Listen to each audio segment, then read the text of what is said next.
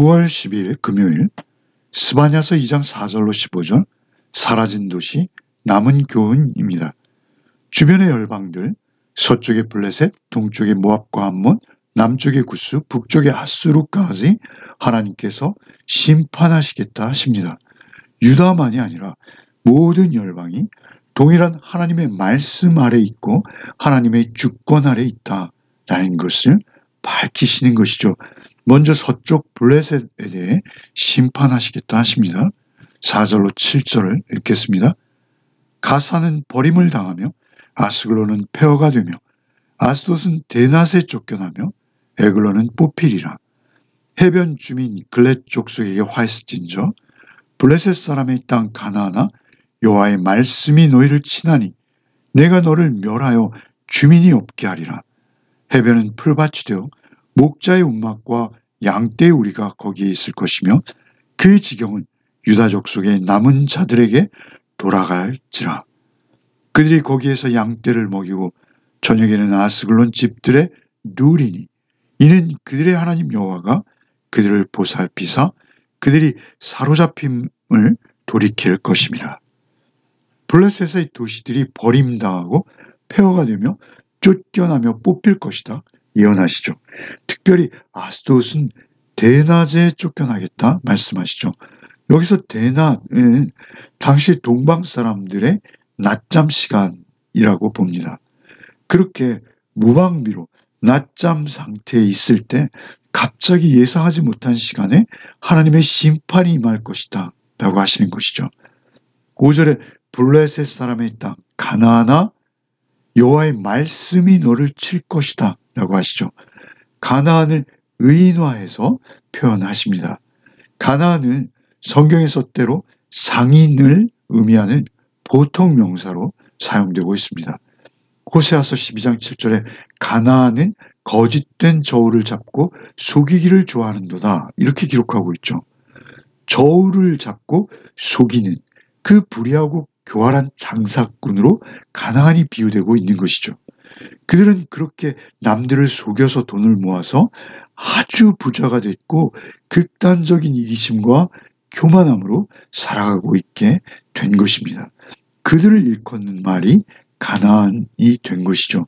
그런데 그 블레셋 사람의 그 땅에 사는 그들이 가나안과 다름없어진 것입니다. 가나안아 여호와의 말씀이 너를 치나니 내가 너를 멸하여 주민이 없게 하리라. 심판의 원인은 그 부유함으로 인한 교만과 불리함, 남을 속이는 것입니다. 그 심판의 도구는 여호와의 말씀이다 하십니다. 말씀이 너를 칠 것이다. 말씀이 너를 고발할 것이다. 여호와의 말씀은 이스라엘만이 아니라 이방인들에게도 기본적인 그 삶의 원칙이요. 또 지켜나가야 할 절대 진리라는 것이죠. 주민들이 활기차고 명랑하게 오고 가던 그곳에 이제는 속임과 거짓과 불의가 난무하게 되었고 결과 그 해변의 무역 도시들은 하나님의 심판으로 말미암아 사람이 없어지고 풀밭만 무성해질 것이다. 이렇게 말씀하시는 것이죠. 결과 목자들의 운막과 양떼의 우리가 거기에 생겨날 것이요. 유다족 속의 남은 자들이 포로지에서 돌아와 거기를 차지하며 살게 될 것이다 라고 하시는 것이죠. 하나님 여호와께서 그 돌아온 그들을 보살피시며 평화롭게 새롭게 거주할 수 있도록 하시겠다는 것입니다. 참으로 우리가 두려워할 것은 세상의 힘이 아니라 역사를 주관하시고 말씀으로 통치하시는 하나님이십니다. 블레셋 이방의 땅도 역시 하나님의 다스림 안에 있는 것입니다. 교만하고 불의한 자들을 물리치시고 겸손하며 온유한 자들을 그 초장으로 인도하셔서 그곳을 평화롭게 바꾸시는 것이죠. 우리가 두려워해야 할 것은 열강이나 세상의 힘이 아니라 말씀으로 언약하시고 또 그 말씀으로 찾아와서 우리를 인도하시는 하나님 한 분이십니다. 말씀을 두려워하며 하나님의 손에 우리의 삶을 맡겨드리는 것입니다.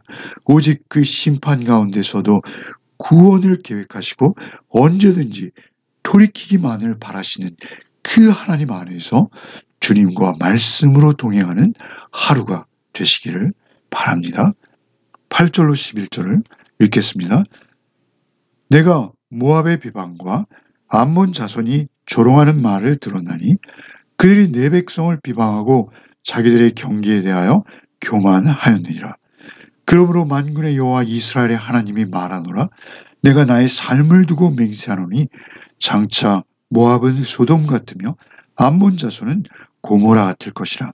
찔레가 나며 소금 구덩이가 되어 영원히 황폐하리니 내 백성의 남은 자들이 그들을 노략하며 나의 남은 백성이 그것을 기업으로 얻을 것이라. 그들이 이런 일을 당할 것은 그들이 만군의 여호와의 백성을 회방하고 교만하여졌음이라. 여호와가 그들에게 두렵게 되어서 세상의 모든 신을 쇠약하게 하리니 이방의 모든 해변 사람들이 각각 자기 처소에서 여호와께 경배하리라. 이어서 모압과 암몬의 멸망을 예언하시죠. 이스라엘 동쪽 요단강 건너에 그 경계에 있던 이들, 그 멸망의 이유는 하나님의 백성을 조롱하고 비방하며 국경을 침범해서 역시 교만해졌기 때문입니다. 교만이라는 단어가 8절과 10절에 이어서 다시 또 기록되고 있죠. 특별히 그들은 소돔과 고모라 같이 멸망할 것이다 라고 하시죠. 하나님께서 소돔과 고모라를 심판하실 때 그들의 조상을 구원해 내셨습니다. 그러나 이제는 완전한 멸종과 멸절과 황폐의 예언을 받고 있는 것입니다. 모압과 암몬은 롯의 자손이죠. 이스라엘과는 형제 국가라고 해도 과언이 아닙니다. 그럼에도 하나님의 백성, 그 언약 백성을 멸시하고 하나님을 거역하는 죄를 계속해서 범하고 있었던 것이죠. 역시 그 땅은 하나님의 백성 가운데 남은 자들에게 기업으로 주어질 것이다 예언하시죠. 11절에 여호와께서 세상의 모든 신을 파멸시키셔서 이방의 모든 해변 사람들이 각각 자기 처소에서 여호와께 경배하게 될 것이다 이렇게 말씀하시죠. 유다를 대적하던 모든 국가들 블레셋, 모압, 암몬, 구스, 아수르가 파괴되고 그것을 본 그 나라 백성들이 자기의 신들이 결코 자기를 지키지 못함을 보고서 각각 그 신들을 버리고 하나님께 경배하게 될 것이다 라고 하시는 것이죠. 그런데 참으로 놀라운 것은 그들이 각각 자기의 처소에서 여호와를 경배하고 있다라는 것입니다. 당시로서는 예루살렘이라는 중앙 성소가 절대적인 예배의 장소였습니다. 이방 사람들이 각기 자신이 사는 그곳에서 예배한다. 이 말씀은 종말론적으로 그리스도의 나라가 성취되었을 때 가능해지는 것입니다. 세상의 모든 신들이 헛된 것이 되고 이제는 이방의 남은 자들까지 여호와께 경배하게 된다라는 것이죠. 스바냐서는 무서운 심판을 선포하고 있습니다. 그러나 거기서 끝나는 것이 절대 아닙니다. 결국은 여호와를 경배하는 이방 백성들이 세움을 받고 있는 것입니다. 하나님의 마음은 회복과 구원에 있으십니다.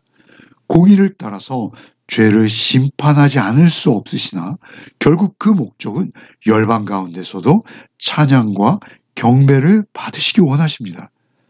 우리는 그 섭리로 말미암아 복음을 받아 구원받은 것입니다.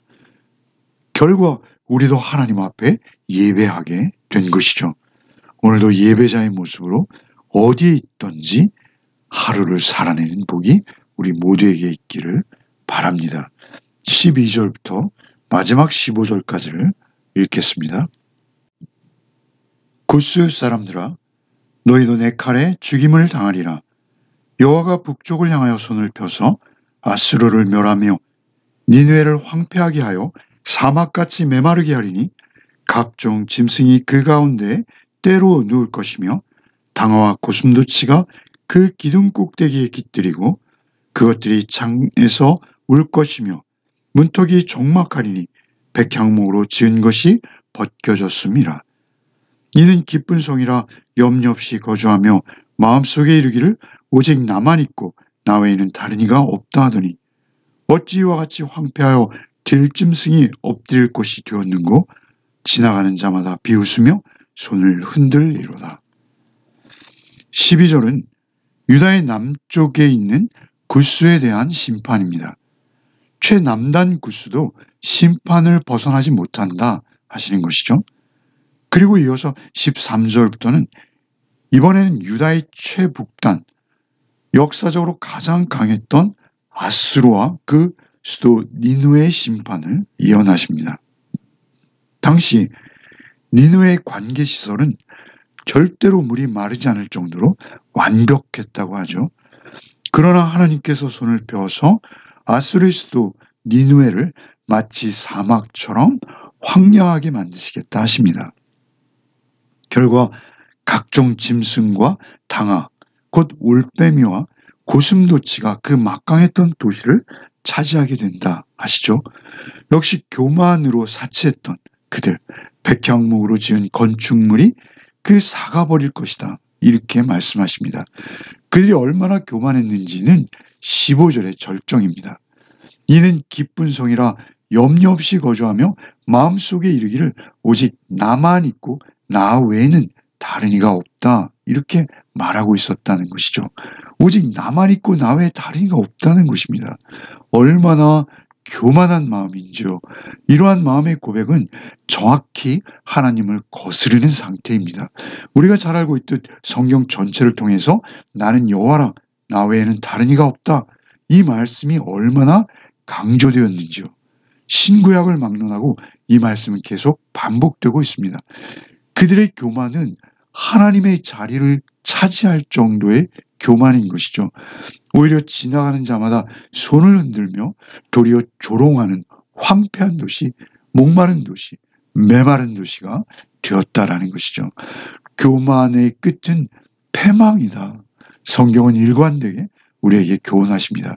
위에서 살펴본 모든 이방들의 멸망의 원인은 무엇입니까? 교만입니다.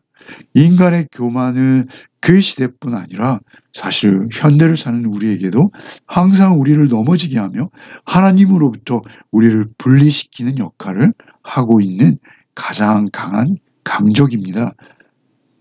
결국 교만이 싹튼 그곳에는 찔레와 소금 구덩이와 황폐한 것들만 남는다라고 하시죠. 이 땅은 오히려 온유한 자, 겸손한 자들의 것이다 말씀하십니다. 왜입니까? 그들만이 이 땅을 영화롭게 하고 진정으로 섬길 수 있게 그렇습니다. 그들만이 하나님을 높이며 겸손히 그 은혜를 찬양할 수 있게 그렇습니다. 오늘도 오직 우리를 푸른 초장으로 이끄시며 쉴만한 물가에서 언제나 하나님을 의지하며 겸손하게 살게 하시는 성령님만 의지하시는 하루가 되시기를 바랍니다. 말씀이 육신이신 주님만을 의지하는 하루를 살아낼 때 우리는 절대 온유하고 겸손한 자의 삶을 살아낼 수 있게 될 것을 믿습니다. 잠시 기도하겠습니다. 오늘 말씀을 통해서 역사의 주관자이시며 열방의 교만을 꺾으시는 하나님을 또다시 묵상하게 하심에 감사를 드립니다. 블레셋과 모압, 암몬, 구스, 아수르까지도 온 세계를 다스리시는 주님 앞에서 우리의 교만을 내려놓게 하시고 오직 겸손히 주님만 의지하는 하루가 되게 하여 주시옵소서. 오늘도 오직 심판 가운데서도 남은 자를 기억하시고 구원의 길을 예비하시는 주님의 자비로우심만을 붙듭니다. 오늘도 어디에 있든지 우리가 있는 그 자리에서 예배자로 하루를 살아내는 복이 우리 모두에게 있게 하여 주시옵소서. 오늘도 오직 말씀 붙들고 하루를 시작하며 오직 주께만 영광 올려드리는 한날이 되게 하여 주시옵소서. 예수 그리스도 이름 받들어 기도하옵나이다. 아멘.